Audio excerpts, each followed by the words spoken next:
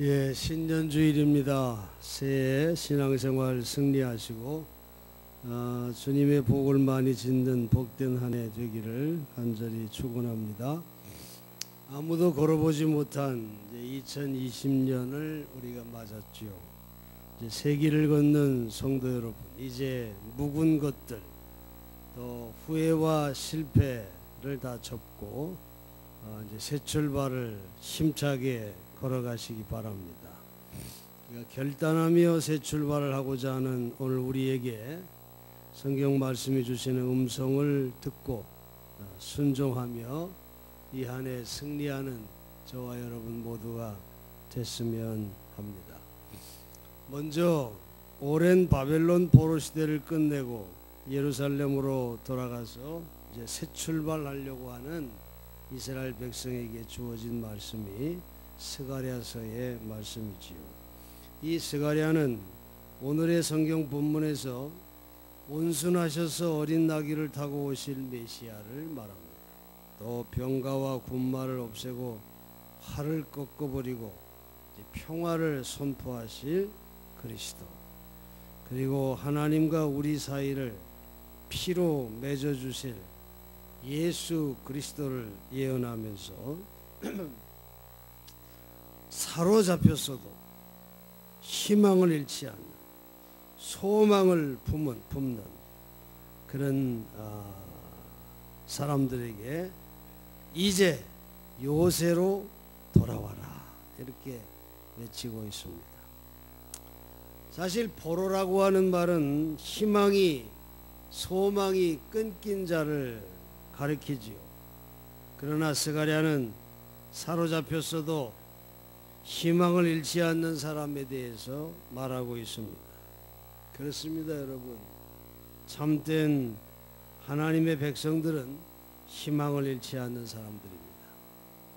강한 희망이 새 출발하는 자에게 요청된 아주 필수적인 믿음이 되기 때문에 그렇습니다. 그래서 이 스가랴는 이제 요새로 돌아와라 그런 메시지를 선포하고 있는 것입니다. 요새는 뭐예요? 요새는 만세반석 되시는 하나님, 그 무엇보다도 든든하고 안심할 수 있는 하나님을 가리키는 거죠. 이 요새에 돌아갈 때 소망은 확실해지고 새 날을 향해 걸어가는 우리 발걸음이 흔들리지 않게 되는 것입니다. 여러분의 과거, 여러분의 묵은 세월이 아무리 어둡고 비실거리고 허망하였다 하더라도 이제는 요새 되시는 하나님의 품으로 확실히 돌아가서 확고한 소망 가지시고 하나님이 주시는 꿈을 안고 새로운 발걸음을 내딛는 그런 우리가 되어야 할 것입니다. 하나님이 주시는 꿈은 반드시 이루어집니다, 여러분. 지난 2일 새벽에 매일 10,000원씩 새벽기도 드리며 헌신하고 있는 우리 김민정 권사님의 헌금이 올라왔습니다. 340번째 이제 드리는 새벽 예물입니다. 거기 기도 제목을 그렇게 썼어요. 새벽기도 1000번을 예물을 끝까지 드릴 수 있게 해 주시기 원합니다. 그리고 온 가족 삶의 우선순위가 주님이 되게 해 주시기를 원합니다. 이렇게 기도 제목을 써서 올려놨어요. 1000일 동안 매일 10,000원을 성별해서 드리면서 하나님이 주신 꿈이 이루어지기를 기도하게 해달라는 거죠. 지금 우리 권사님의 가정 경제 형편은 참 어려운 상황인 줄로 압니다. 수입이 전혀 없는 그런 가운데 정성을 다해드리는 그런 헌신, 우리 하나님이 얼마나 기쁘게 받으실까 그런 생각을 했습니다. 또 저는 하나님께 감사했습니다. 제 목회에 이렇게 신실하게 하나님께 정성을 다하는 동역자가 있다는 것 얼마나 감사한 일인가 하나님께 감사를 드렸습니다. 우리 하나님께서 반드시 우리 권사님의 기도를 하나님의 선하신 뜻대로 이루어 주실 줄로 믿습니다. 이 하나님의 응답을 저도 기대하면서 기도하고 있습니다. 그 정성에 우리 하나님이 어떻게 응답하실지 너무너무 기대가 되기 때문에 저 또한 간절히 중보기도 하지 않을 수가 없습니다.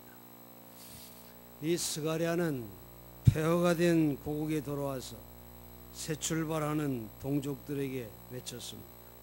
사로잡혔어도 희망을 잃지 않는 사람들아, 이제 요새로 돌아와라. 살아계신 하나님께 대한 믿음 안에서 소망은 꽃필 수 있기 때문에 스가랴는 요새로 돌아올 것을 외치고 있다고 하는 것이죠. 우리의 새날과 미래를 주관하시는 하나님과 함께 행할 때 우리의 꿈은 성취될 수 있기 때문에 희망을 품은 포로들아, 요새가 되시는 우리의 반석이 되시는 하나님께로 돌아와라. 이렇게 설교하고 있는 거죠. 두 번째로 오랜 광야 생활을 끝내고 약속의 땅 가나안에서 새 출발을 하게 될 이스라엘에게 새로운 삶을 어떻게 살아야 할 것인가를 가르치고 있는 것이 신명기서에 나오고 있습니다. 특히 신명기 30장에 보면 복받는 길이라고 하는 부제가 붙어있는 그런 신명기 전체의 요약이 기록이 되어 있는 아주 중요한 말씀입니다. 모세는 새 땅에서 새 출발하게 될 때 하나님의 축복을 받을 수 있는 삶을 말하면서 3번이나 거듭해 말하기를 돌아오면 이렇게 표현을 함으로써 하나님의 축복이 돌아오는 행위에 전적으로 달려있다고 하는 사실을 강조하고 있는 것을 우리가 볼 수 있습니다. 신명기 30장 2, 3절에 보면 너와 내 자손이 하나님께 돌아와 그 말씀을 순종하면 하나님께서도 마음을 돌이키사 너희를 긍휼히 여기실 것이라, 그렇게 말했어요. 또 8절 9절에 너희가 하나님께 돌아와 그 말씀을 순종하면 하나님께서도 너희와의 모든 약속을 지키셔서 너희가 하는 모든 일에 복 주시고 너희 몸의 소생과 가축의 새끼와 땅의 소출을 풍성하게 하실 것이라, 그렇게 말씀하셨어요. 여러분, 이 말씀들은 새 출발을 혼자 할 것이 아니라 하나님과 동행할 때 축복의 땅이 된다고 하는 것이 바로 모세의 유언이며 신명기서의 중심 사상임을 우리가 알 수 있는 것입니다. 하나님과 동행하면 어떤 일이 벌어집니까? 모세는 너희 마음과 너희 자손의 마음에 할례를 베풀어 줄 것이라고 그렇게 말합니다. 마음의 할례가 뭐예요? 마음의 할례는 옛 마음을 제거해버리고 새 마음으로 바꿔주시는 것을 가리키는 겁니다. 이게 기쁜 소식이고 복음인 것이에요. 예수 믿고 하나님과 동행하는 목적이 바로 여기에 있는 것입니다. 여러분, 실상 신구약 성경은 하나님이 옛것을 새것으로 바꿔주시는 이야기라고 그렇게 정의할 수도 있습니다. 성경의 시작인 창세기는 흑암을 광명으로 바꿉니다. 혼돈을 질서로 바꾸시는 하나님을 증거하고 있습니다. 그리고 성경의 마지막인 요한계시록은 사탄의 권세를 천국으로 바꾸시어서 한숨을 찬송으로 바꾸시고 눈물을 기쁨으로 바꾸시고 죽음을 영생으로 교체하시는 그런 하나님에 대해서 증언하고 있는 겁니다. 사랑하는 성도 여러분, 신앙이 뭡니까? 신앙은 나를 바꾸시는 하나님, 세계를 바꾸시는 하나님을 믿는 것, 이게 신앙입니다.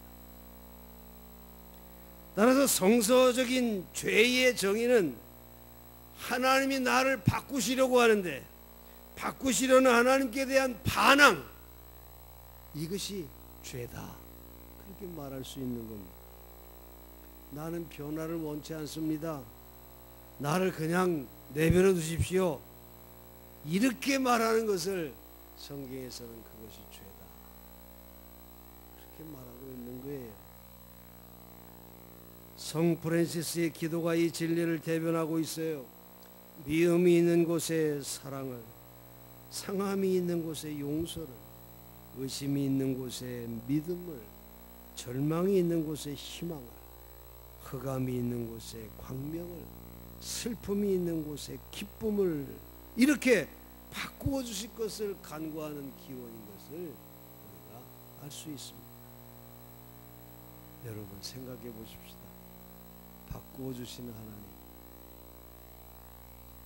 이 얼마나 고마운 일입니까?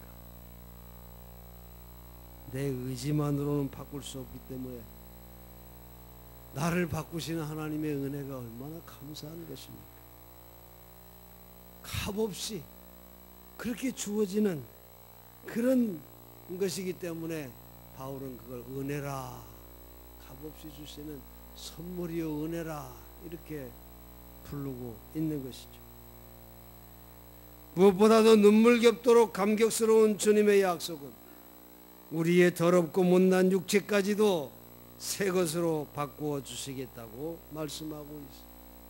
고린도전서 15장 42절 이하에 보면 썩을 것으로 심었는데 썩지 아니할 것으로 다시 살며, 욕되게 심었는데 영광되게 다시 살며, 약한 것으로 심었는데 강한 것으로 다시 살며, 육의 몸으로 심었는데 신령한 몸으로 다시 살리라. 그렇게 말씀하고 있어요. 이러니 여러분, 우리가 어찌 예수 그리스도를 믿지 않을 수가 있겠습니까? 하나님께 돌아가서 하나님과 동행하면 복을 받는데 못 쓸 것을 새 것으로 바꿔주시는 놀라운 역사가 나와 이 세상에 일어난다는 것입니다. 끝으로 이러한 구약의 사상이 예수 그리스도의 말씀으로는 바로 중생을 의미하는 겁니다. 거듭남을 의미하는 거예요. 그래서 바울 신학에서는 새 사람을 입는다 이렇게 표현하고 있는 것입니다. 송구영신 때 여러분과 함께 나눈 말씀이죠. 에베소서 4장 22절 이하, 여러분은 지난날의 생활 방식에 얽매여서 욕정을 따라 살다가 썩어 없어질 옛사람을 벗어버리고 마음의 영을 새롭게 하여 하나님을 따라 참된 의로움과 거룩함으로 지으심을 받은 새 사람을 입으십시오. 그리고 이 말씀에 이어서 바울은 새 사람의 생활을 구체적으로 말씀해 주시지 않았습니까?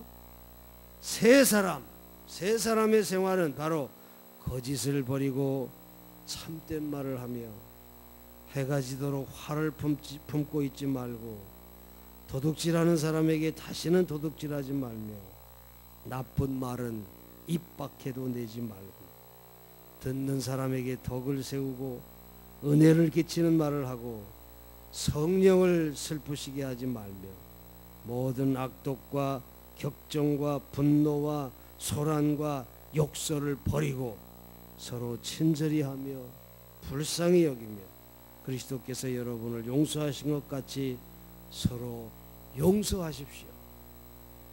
아멘.